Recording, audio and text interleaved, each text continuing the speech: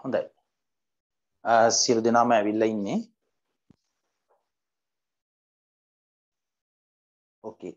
එහෙනම් අපි ඉගෙන ගමු. ST වක්‍රයක එතකොට තියෙන්නේ පළවන වෘත්ත පාදකයක් හතරවන වෘත්ත පාදකයක් පමණයි. අපි ඒකෙදී අන්තඛණ්ඩය සහ අනුක්‍රමණය සොයනවා. අන්තඛණ්ඩයේදී අපි කියනවා අන්තඛණ්ඩය කියලා කියන්නේ එයාගේ විස්ථාපනය, අනුක්‍රමණය කියලා කියන්නේ එයාගේ ප්‍රවේගය. right. ඔක ඇඳ ගන්න විස්ථාපන කාල ප්‍රස්ථාර කියලා මාතෘකාව ලියා ගන්න. විස්ථාපන කාල ප්‍රස්ථාර ලියා ගන්න. විස්ථාපන කාල ප්‍රස්ථාර කියලා මාතෘකාව ලියා ගන්න. right. ඒ වගේම ඔය තියෙන රූප සටහන වලට ඇඳ ගන්න පුළුවන්. රූප සටහන ඇඳ ගන්න පුළුවන්.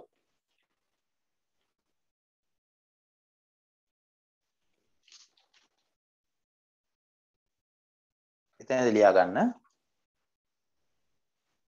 ඒක ලියා ගන්න.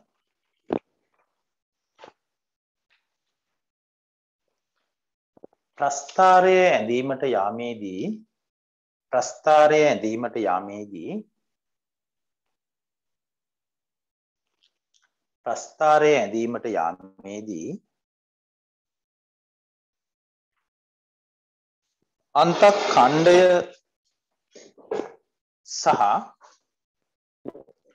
අන්තඛණ්ඩය සහ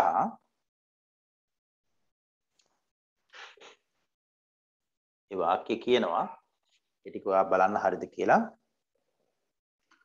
ප්‍රස්ථාරය ඇඳීමට යාමේදී අන්තඛණ්ඩය සහ අනුක්‍රමණය සම්බන්ධයෙන් සැලකිලිමත් වන අතර විස්ථාපන කාල ප්‍රස්ථාරයේ අන්තඛණ්ඩය යනු කාලයේ බිඳුවේදී එනම් ආරම්භයේදී විස්ථාපනයත් අනුක්‍රමණය යනු ප්‍රවේගයත් වේ. අලුච්ඡේදයකින් ලියන්න කිව්වා. ප්‍රවේගය ධනද ඍණද යන්නත් වැඩි වේද අඩු වේද නැතහොත් නියතද යන්නත් මත අනුක්‍රමණ ස්වභාවය තීරණය වේ. ඒ අනුව එමගින් ප්‍රස්ථාර හැඩතලය තීරණය කරගත හැකිය කියලා තමයි අපි ලියන්න දුන්නේ. චූටි වැදගත් කරුණක් පුතේ ලියා ගන්න ඕනේ.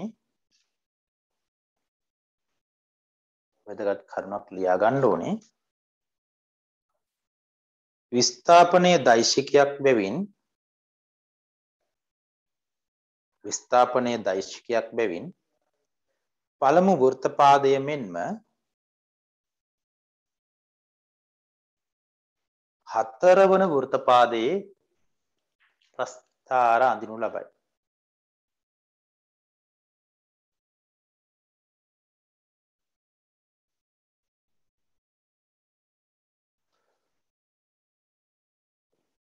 හරි. මේ වැදගත් කාරණේ යටතේ ඊළඟ කාරණේ ලියන්න. සියලු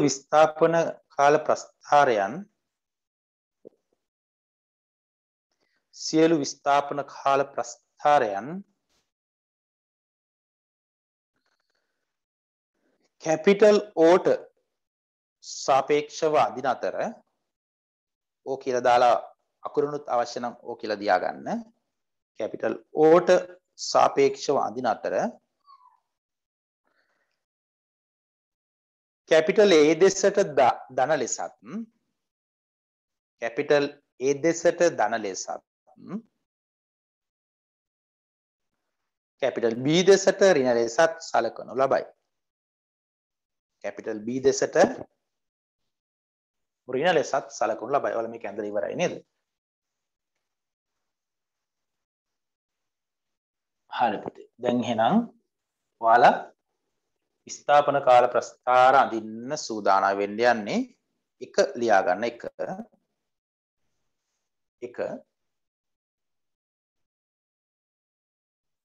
රයිට් පංචාරි අපි පස්සේ නෝට් එක එවන්නම්. දැන් අපි ඒ ගැන කතා කරන්න ඕනේ ක්ලාස් එකෙන් පස්සේ.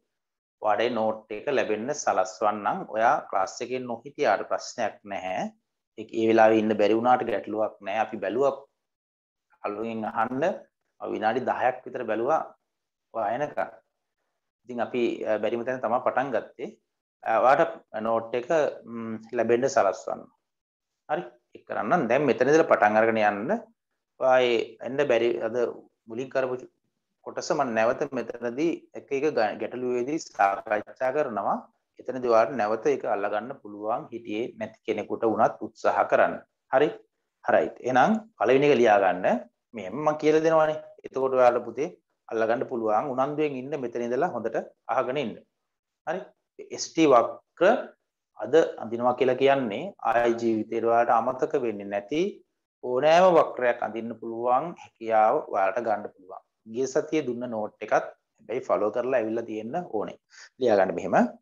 අංශුවක් කැපිටල් O වලින් නිශ්චලතාවයෙන් චලිතය ආරම්භ කර අංශුවක් කැපිටල් O වලින් එක දාලා ලියා ගන්න පළවෙනි එක. නිශ්චලතාවයෙන් චලිතය ආරම්භ කර නිශ්චලතාවයෙන් චලිතය ආරම්භ කර නියත ත්වරණයෙන් කැපිටල් A දෙසට චලනය වේ. දැන් චලිත වේ. මම නැවත වතාවක් කියන්නම්. අංශුවක් O වලින් නිශ්චලතාවයෙන් චලිතය ආරම්භ කොට නියත ත්වරණයෙන් කැපිටල් A දෙසට චලිත වේ. දැන් මේක අපි අර කලින් ආකාරයට පුතේ රූප සටහනක් අදින්න ඕනේ. කලින් අපි රූප සටහනක් ඇඳ ඔයාලට මතක ඇති. අන්න ඒ විදිහට මෙතන ඕලක්ෂය කියලා සටහන් කරගෙන ඕලක්ෂය තමයි මේ තැන. එතනින් තමයි අපි මේක අඳින්නේ කියලා ඔයාලා හොඳට මතක තියාගන්න ඕනේ. දැන් මේ පැත්තට මනින්නේවා අපි කිව්වා ධන විදිහටත් මේ පැත්තට මනින්නේවා අපි කිව්වා ඍණ විදිහටත්. එතකොට මේ පැත්තේ තමයි පුතේ කැපිටල් A තියෙන්නේ. මේ පැත්තේ තමයි පුතේ කැපිටල් B තියෙන්නේ. හරි නේද? දකුණු පැත්ත සහ වම් පැත්ත මම ඔයාලට අරගෙන තියෙනවා. දැන් මේ ගාන කියනවා අංශුවක් O වලින් නිශ්චලතාවයෙන් පටන් අරගෙන අපි මෙතනින් දාමු පුතේ නිශ්චලතාවයෙන් පටන් ගත්තා. හරි නේද? පටන්ගෙන නියත ත්වරණයකින් මේ දෙසට චලිත වේ. එතකොට ඒ කියන්නේ නියත ත්වරණයකින් යනවා කියලා කියනවා. එහෙනම් මෙතනට වඩා වේගය මෙතනදී චුට්ටක් නැවත වැඩි වෙන්න ඕනේ කියලා ඔයාලට පැහැදිලිද බලන්න. එතකොට මම මේකේ ඊතලයක් දාලා නැහැ නිශ්චලතාවයේ මම මෙන්න පොඩි ඊතලයක් දානවා. ඊළඟට මම මෙතනදී තව ඊතලයක් දානවා ටිකක් අරකට වඩා ටිකක් විශාලත්වයෙන් වැඩි දිගෙන් වැඩි ඊතලයක් දා ගන්නවා. ඇයි එහෙම කරන්න හේතුව? ඔයාලා දන්නවා ත්වරණය කරනවා නම් එහි විශාලත්වය වැඩි වෙනවා. ඒක පෙන්වන්න තමයි මම මේ ඊතලයේ විශාලත්වයෙන් දෛශික විශාලත්වය වැඩි වුණාම මේ රූප ටික බැලුවහම ඔයාලට තේරෙන්න ඕනේ මේ අංශුව ත්වරණය කරනවා කියලා. ගාන බලන්න නැවත. අංශුවක් O වලින් නිශ්චලතාවයෙන් චලිතය ආරම්භ කර නියත ත්වරණයෙන් A දෙසට චලිත වේ කියලා තියෙනවා. එහෙනම් පුතේ මෙතන බලන්න මේ පැත්තට චලනය වෙනවා නම් ප්‍රවේගයේ ලකුණ මොකද වෙන්නේ? අපි දැන් දිශාවෙන් නේද ප්‍රවේගය තීරණය කරන්නේ. ප්‍රවේගයේ ලකුණ ධන කියන එක ඔයාලට පැහැදිලිද? ඒක කොහොමද ආවේ? අපි කියන්නේ ධන දිශාවට චලනය වෙනවා නම් ප්‍රවේගයේ ලකුණ ධන මේ පැත්තට ටික ටික වැඩි වෙනවා නම් අපි ධනව වැඩි වෙනවා කියලා කියනවා. එහෙනම් පුතේ ප්‍රවේගය ක්‍රමයෙන් ටික ටික වැඩි වෙනවා කියන එක තමයි මේ ගන්න. එතකොට අනුක්‍රමණය නේද ඔය අරගෙන තියෙන්නේ. රයිට්. අනුක්‍රමණය ක්‍රමයෙන් වැඩි වෙනවා කියලා අපි සලකනවා. ප්‍රවේගය වැඩි වෙනවා ක්‍රමයෙන් කියලා. එතකොට අපි කොහොමද මේකේ ප්‍රස්ථාරයකට එන්නේ කියලා බලමු අපි. කොහොමද ප්‍රස්ථාරයකට එන්නේ කියලා බලමු. එතකොට අපි දන්නවා මේ ආකාරයට අපිට ගන්න පුළුවන්. අපි දන්නවා පළවණු වෘත්තපාදකයයි හතරවන වෘත්තපාදකයයි විතරයි අපි මේවට ගන්නෙ. දැන් ඔයාලට පුළුවන් කියන්න අන්තක්ඛණ්ඩය කීයද මේකේ? දැන් මෙතනින් මම අවසන් වෙනවා මේක. මෙතනින් පස්සේ නෑ මම මෙතන ගානට ඇවිල්ලා තියෙන්නේ මෙතන ඉඳලා.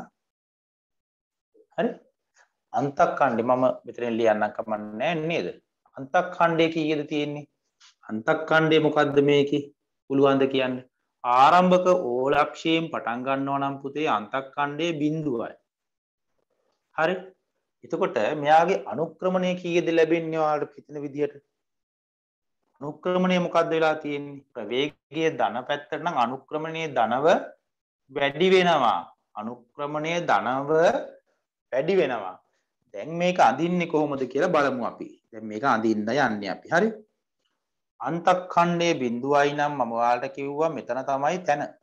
අන්තක්ඛණ්ඩයේ 0යි නම් අනුක්‍රමණයේ ධනව වැඩි වෙනවා කියලා කියන්නේ ධනව වැඩි වෙනවා කියලා කියන්නේ ඔයාලට තේරෙන්න ඕනේ.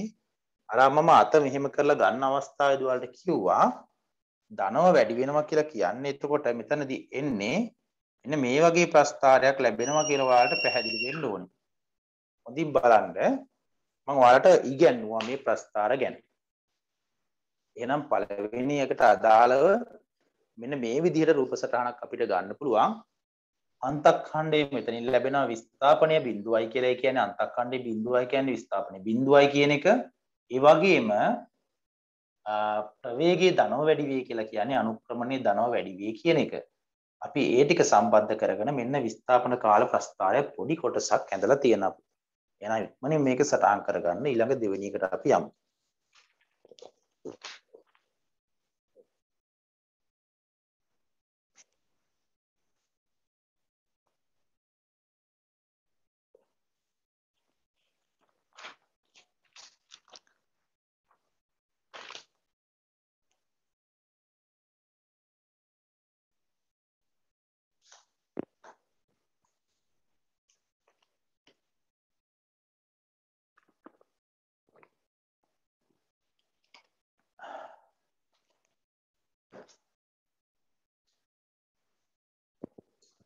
හරි.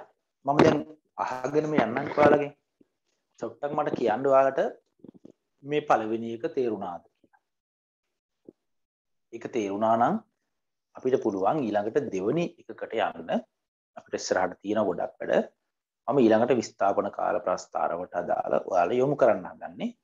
මේක තේරුම් ගත්තොත් තමයි පුතේ ඊළඟ එකට අපිට හරියට යන්න පුළුවන් වෙන්නේ. ඒ නිසා ඔයාලා මේවා ක්ලාසස් වලින් ඉගෙනගෙන ඇති. එතකොට ඒ දැනුමත් පාවිච්චි කරන්න ඊළඟට කතාව තමයි මම කියන්නේ පුතේ මෙන්න මේක හරියට අහගන්න.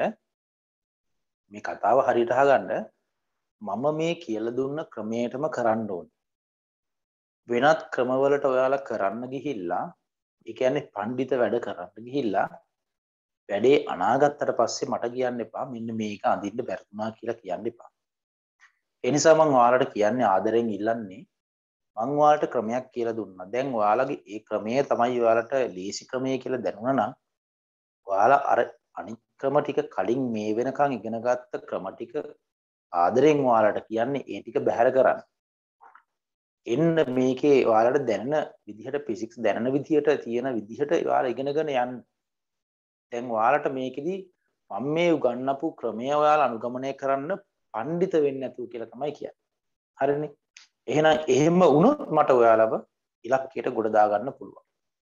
හැබැයි නෑ එහෙම නෑ මට පුළුවන් මේ විදිහට කියලා තනියෙන් ඔයාලගේ ඒ කලින් ගත්ත මතවාදත් එක්කම ඔයාලා ගොඩ යන්න හදනවා නම් ඒක ඔයාලට කරගන්න පාඩුවක් විදිහට තමයි දකින්නේ. ඒ නිසා මෙන්න මේ ක්‍රමයට ඔයාලා පුරුදු වෙන්න මේ වගේ රූප සටහනක් අඳින්න එකපාරම මෙහෙම කළා රූප අඳින්න යන්න එපා. ඒ කියන්නේ ඔයාලට මම වගන්තිය දුන්නාම හරි මේකට මේකනේ කියලා එකපාර හිතෙන් අඳින්න යන්න එපා. දැන් මේ විදිහට හැම එකකටම මේ විදිහට රූප සටහනක් ඇදලා තමයි ප්‍රස්ථාරයට එන්න ඕනේ. මේ අනුක්‍රමන අන්තක්ඛණ්ඩයේ ප්‍රවේග සියල්ල ධන ඍණ A B ලකුණු කරලා තමයි ඔයාලා ඊළඟ මේ ප්‍රස්ථාරය අඳින්න ඕනේ. දෙක රයිට් ලියා ගන්න දෙක මේ විදිහට දෙවෙනි එක ලියා ගන්න. අංශුවක් O වලින් අංශුවක් capital O වලින් ඉහළ ප්‍රවේගයෙන් චලිතය ආරම්භ කර ඉහළ ප්‍රවේගයෙන් චලිතය ආරම්භ කර ඉහළ ප්‍රවේගයෙන් චලිතය ආරම්භ කර නියත මන්දනයෙන් ඒ දක්වා පැමිණ නිශ්චල වේ. නියත මන්දනයෙන් ඒ දක්වා පැමිණ නිශ්චල වේ. මම නැවත වතාවක් කියන්නම්. අංශුවක් කැපිටල් O වලින් ඉහළ ප්‍රවේගයෙන් චලිතය ආරම්භ කර නියත මන්දනයෙන් ඒ දක්වා පැමිණ නිශ්චල වේ. ඒකට ඔයාලට පුළුවන් අවස්ථාවක් ගන්න ඉක්මනින්ම මේකට දාලා ප්‍රස්ථාරය අදින්න.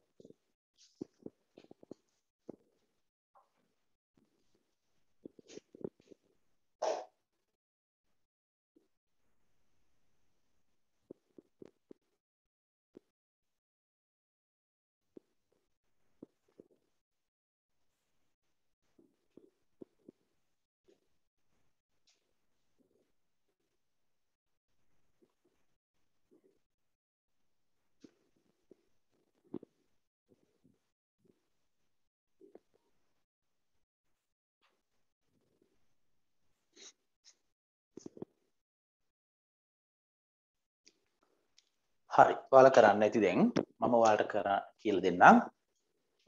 ඉහළ ප්‍රවේගයකින් ආරම්භ කරා කියලා කියන්නේ අපි ඉස්සල්ලාම කියන්නේ මේ O ලක්ෂයෙන් පටන් ගත්තා නම් මෙතනින් දාන්න ඕනේ ඉහළ ප්‍රවේගයකින් පටන් ගත්තා නම් මම ප්‍රවේගය ටිකක් වැඩිපුර දානවා. ඊට පස්සේ ප්‍රවේගය චුට්ටක් අඩු කරනවා. මෙතනදී අපි නිශ්චලතාවයට පත් වුණා කියලා සලකනවා. හරි. එතකොට ඇත්තටම මෙයාගේ චලනය වන දිශාව ධන. චලනය වන දිශාව ධන නිසා එයාගේ ප්‍රවේගය ධන. ධනව මෙයාගේ ධනව අඩුවේ.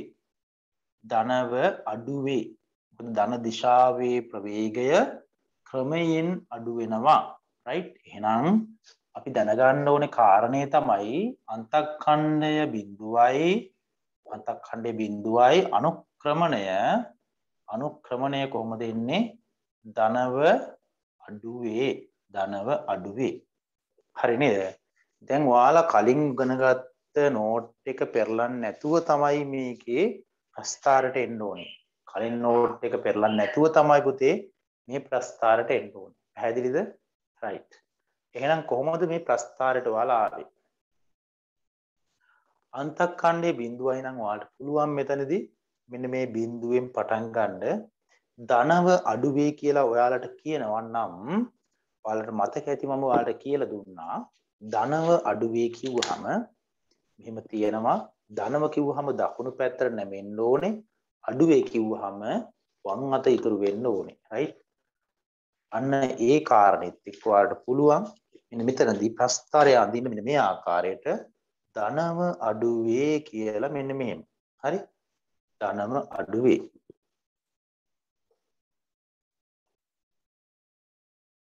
right okay ඉක්මනින්ම ප්‍රස්ථාරය ඇදගන්න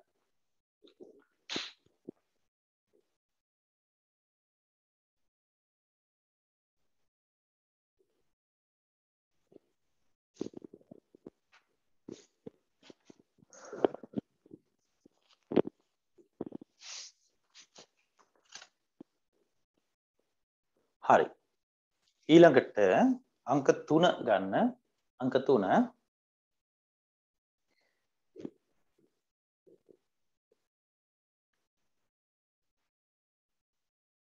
අංක 3 අංශුවක් කැපිටල් A වලින් නිශ්චලතාවයෙන් චලිතය ආරම්භ කර අංශුවක් කැපිටල් A වලින් නිශ්චලතාවයෙන් චලිතය ආරම්භ කර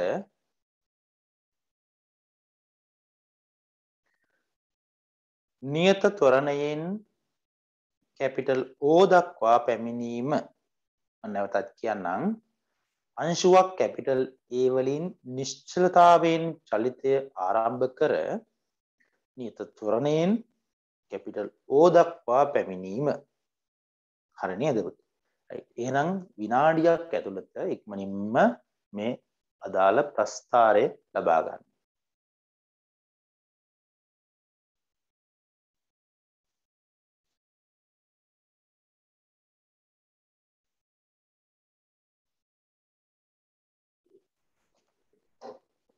එතකොට මෙතනදී කැපිටල් A වලින් තමයි අංශුව ගමනය ආරම්භ කරන්නේ.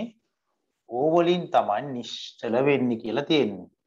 එහෙනම් කැපිටල් A වලින් චලිතය ආරම්භ කරනවා.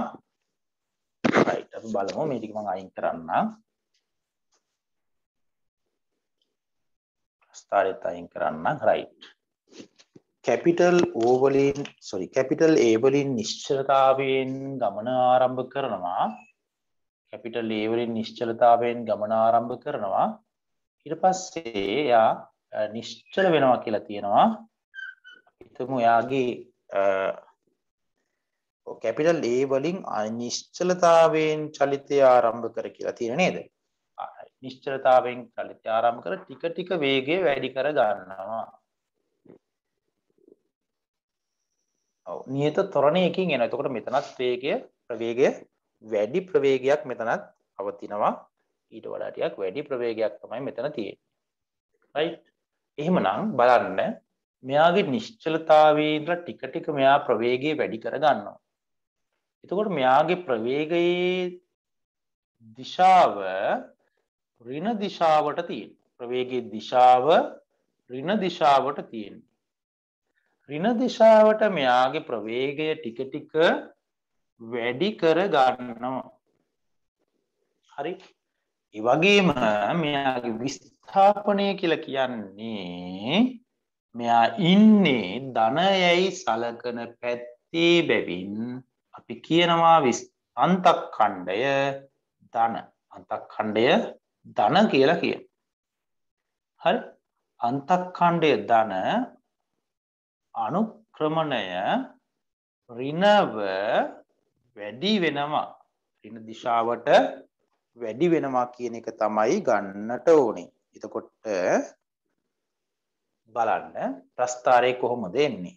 ඔයාලට මතක ඇති නැත්නම් ඔයාලට අලුතෙන්ම හිතන්න පුළුවන් මෙතන පරණ දේවල් බලන්න නැතුව අන්තක්ඛණ්ඩය දරනම් මේ වගේ තැනකින් ආරම්භ කරන්නට ඕනේ. ඒ වගේම අනුක්‍රමණයේ ඍණව වැඩි වෙනවා නම් ඔයාලට මතක ඇති වම් පැත්තට ඇවිල්ලා මේ වගේ හැඩයක් එන්න ඕනේ කියලා. අපිට එන්නේ මේ වගේ හැඩයක් ඍණව අඩු වේ. right එතකොට ඕලක්ෂයට පැමිණෙනවා නේද? ඕලක්ෂයට පැමිණෙනවා කියන්නේ විස්ථාපනය බිඳුව වෙනවා. right එතකොට මෙතෙන්ටම ලැබෙන්නට ඕනේ. ඔන්න ඔය විදිහට තමයි අපිට මීට අදාළ ST වක්‍රය ලැබෙන්නේ.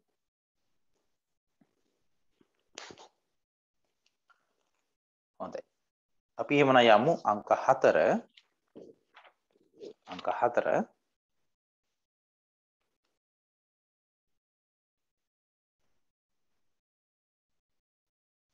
අංක 4ට එමු.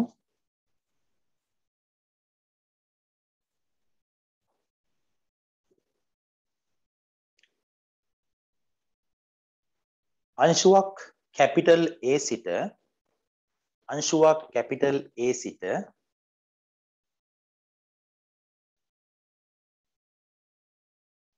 අංශුවක් කැපිටල් A සිට කැපිටල් O දක්වා ඒකාකාර ප්‍රවේගයෙන් චලිත වීම. අංශුවක් කැපිටල් A සිට කැපිටල් O දක්වා ඒකාකාර ප්‍රවේගයෙන් චලිත වීම. right ඒකට අදාළ රූප සටහනක් ඔයාලා අඳින්න මුලින්ම ඒකාකාර ප්‍රවේගයෙන් චලිත වෙනවා කියන එකට අදාළ රූප සටහනක් ඔයාලා අඳින්න. ඒතර අපි දැනගන්නට ඕනේ ඒකාකාර ප්‍රවේගයෙන් යනවා කියලා කියන්නේ ඒ අංශුව එකම වේගයකින් යනවා කියන අදහස තමයි එතනදී ලැබෙන්නේ. ඒතර අපිට මෙතනින් දාන්න වෙන ප්‍රවේග ඒ අදාළ ඊතල තුන සමාන ඊතල තුනක් වෙන්නට ඕනේ. හරි සමාන ඊතල තුනක් වෙන්නට ඕනේ.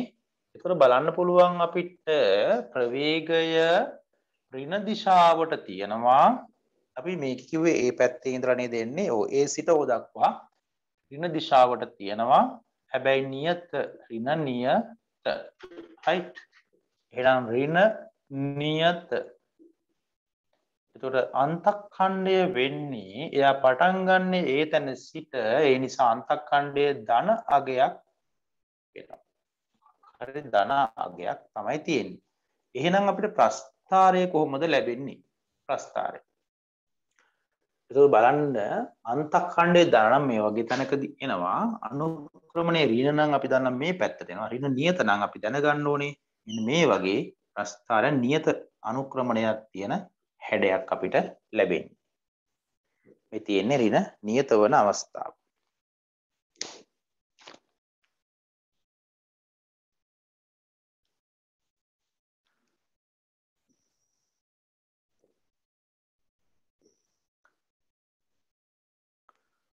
right ඊමනම් අපි ඊළඟට බලමු ප්‍රශ්න අංක 5 බලන්න අංශුවක් කැපිටල් O වලින් ඉහළ ප්‍රවේගයකින් චලිතය ආරම්භ කර අංශුවක් කැපිටල් O වලින් ඉහළ ප්‍රවේගයකින් චලිතය ආරම්භ කර නියත මන්දනයෙන් B දක්වා ගමන් කර නිශ්චල වේ. අප කියන්නම් ආයෙත් නැවත සැරයක් කියන්නම් පුතේ ලියාගන්න. අංශුවක් කැපිටල් O වලින් ඉහළ ප්‍රවේගයකින් චලිතය ආරම්භ කර නියත මන්දනයෙන් B දක්වා ගමන් කර නිශ්චල වේ. හරි? right. එකට දාලා රූප සටහන වල අදින්න ඕනේ. පටන් ගන්න තැන කියනවා පටන් ගන්නෙ කොහෙන්ද කියලා කියනවා. උදාහරණ බලන්න ඕනේ මේකේ පටන් ගන්න තැන වෙන්නේ O වලින් ඉහළ ප්‍රවේගයකින් චලිතය ආරම්භ කර. එතකොට මෙතනින් තමයි චලිතය ආරම්භ කරන්නේ O වලින් ඉහළ ප්‍රවේගයකින් චලිතය ආරම්භ කරනවා. නියත මන්දනයකින් B දක්වා ගමන් කර. එතකොට මෙතෙන්ට එනකන් එනවා පුතේ. හරි මෙතෙන්ට එනකන් එනවා. අපි මෙතනත් එකක් අඳිමු. හැබැයි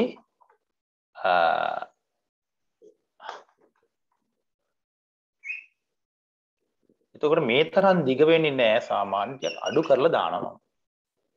මන්දනයක් තියෙනවා. නිශ්චල වෙනවා. හරි මේ ටික අයින් කරමු මෙතනින්. right රූපෙත් අඳිමු. right එතකොට බලන්න ප්‍රවේගය වැඩියෙන් පටන් අරගෙන යා ක්‍රමයෙන් ප්‍රවේගය අඩු කරගෙන යනවා. අපි එහෙනම් ප්‍රවේගයේ දිශාව මොකද්ද පුතේ මේකේ? ප්‍රවේගයේ දිශාව මොකද්ද? අපි ඍණ සලකන දිශාව නිසා ප්‍රවේගය ඍණව මොකද වෙන්නේ? ඍණව අඩු වෙනවා. ඍණව අඩු වෙනවා. තේරෙනවද බලන්න ටික ටික මෙයාගේ ප්‍රවේගය අඩු වෙනවා. ඍණ දිශාවට තියෙන්නේ ඒ වගේම මෙයාගේ ප්‍රවේගය ටික ටික අඩු වෙනවා. හරි නේද දැන්? හරි. එහෙනම් පටන් ගත්තේ කොහින්ද මේක කිව්වනේ පුතේ O වලින් ඉහළ ප්‍රවේගයෙන් ආරම්භ කරා කියලා. නේද? එතකොට එයාගේ විස්ථාපනයේ ආරම්භයේ විස්ථාපනයේ බිඳුවේනේ තියෙන්නේ. ඒක ගැටලුවක් නෑනේ. ආරම්භක විස්ථාපනයේ බිඳුවේ තියෙනවා. ඊළඟට මෙයාගේ අනුක්‍රමණය ඍණව අඩු වෙනවා. අනුක්‍රමණය ඍණව අඩු වෙනවා. දැන් එහෙනම් මේකට දාලා බලන්න අන්තක්ඛණ්ඩයේ බිඳුවයි අනුක්‍රමණය ඍණව අඩු වෙනවා කියන එක. එතකොට අපි මෙතනින් එනවා ඍණව අඩු වේ. ඍණ කියන්නේ අපි මේ වම් පැත්තට දැම්මම අඩු කිව්වම මෙන්න මෙහෙම වක්‍රයක් තමයි ඔයාලට ලැබෙන්නේ. මේක සම්බන්ධව මෙන්න මේ වක්‍ර ඇඳීම සම්බන්ධව මම ඔයාලට ගිය සතියේ කියලා දුන්නානේ නේද? අන්තක්ඛණ්ඩය කියන්නේ මෙයාගේ විස්ථාපනයේ ආරම්භක විස්ථාපනයේ නේද එන්නේ. හරි. මේ තියෙන්නේ මෙන්න මේකට අදාළව රූප සටහන ප්‍රස්ථාරයේ තියෙනවා. හරි. එහෙනම් පුතේ අපි තව එකක් බලමු.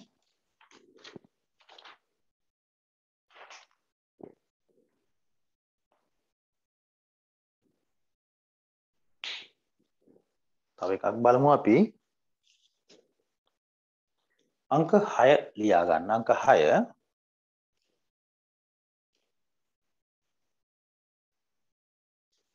අංක 6 ලියා ගන්න.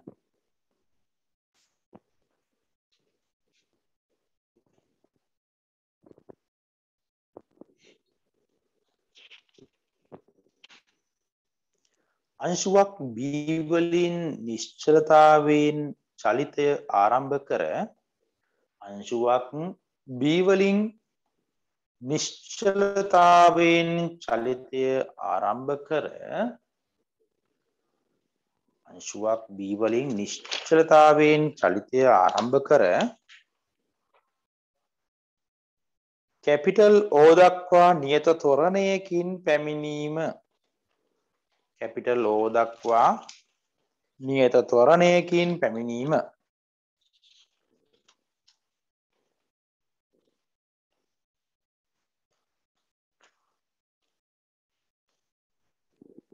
හරි ඒක කරන්න බලන්න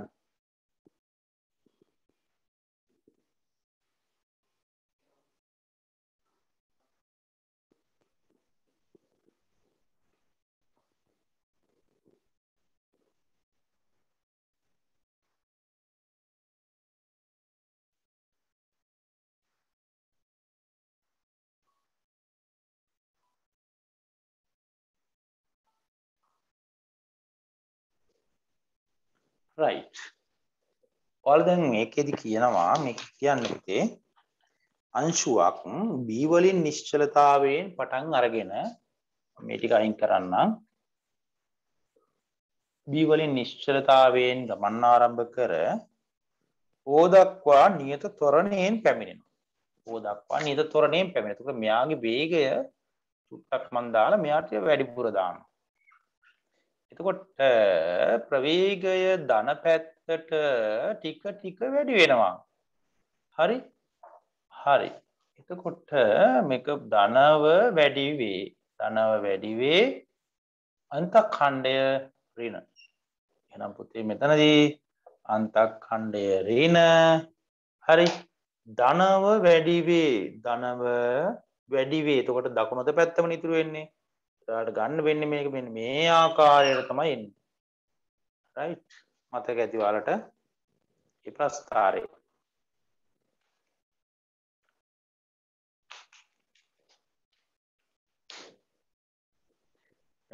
තව එකක් අපි හදමු මෙහෙම ලියා ගන්න අංශුවක්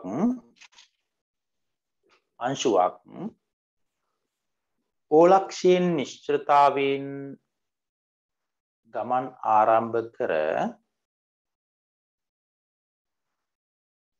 පුතේ නිශ්චලතාවයෙන් ගමන් ආරම්භ කර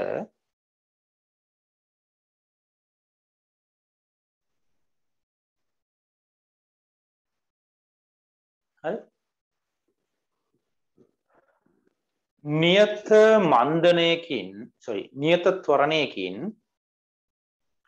නියත ත්වරණයකින්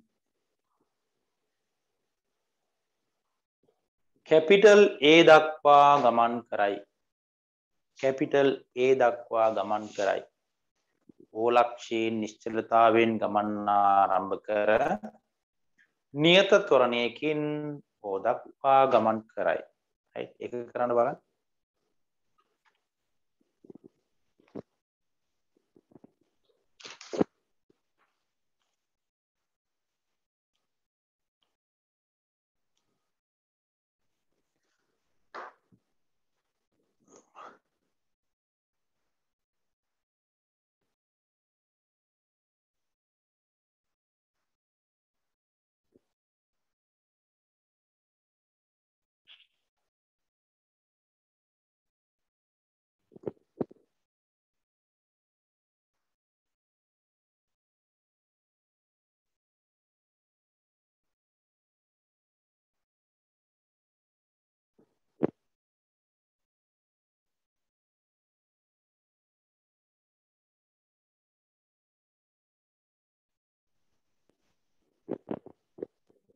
හරිද ඒක අඳින්න ඕනද මම මොකද්ද මම කිව්වේ අංශුවක් ඕලක්ෂයෙන් ගමන් ආරම්භ කර නියත ත්වරණයකින් කැපිටල් A දක්වා ගමන් කිරීම කියලා මම කිව්වේ හරි එතකොට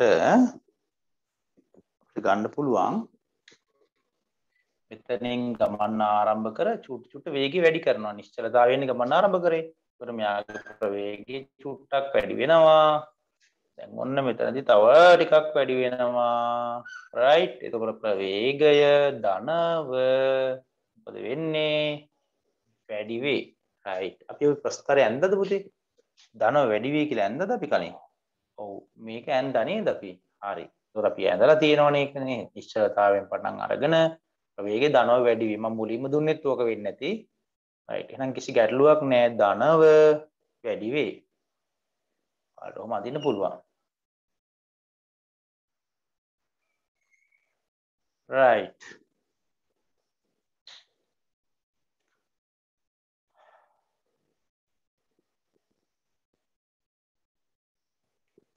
ඊළඟට මෙන්න මේකට උත්තර අපි ලියමු අපි දැන් බලනවා පුතේ මේ එකිනෙකට සම්බන්ධ කරලා දැන් ওই කොටස් දෙකක් තුනක් එකට සම්බන්ධ කරලා අඳින්න යන්නේ හරි මෙන්න මේ ප්‍රශ්නේ ලියා ගන්න ඊළඟ ප්‍රශ්න ලියා ගන්න අංශුවක් capital O පිහිටුමින්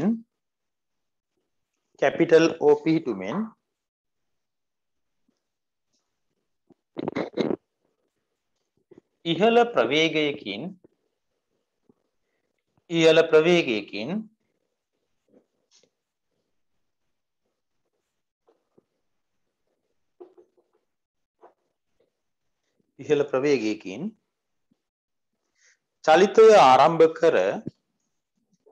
චලිතය ආරම්භ කර නියත මන්දනයක් යටතේ capital A දක්වා ගමන්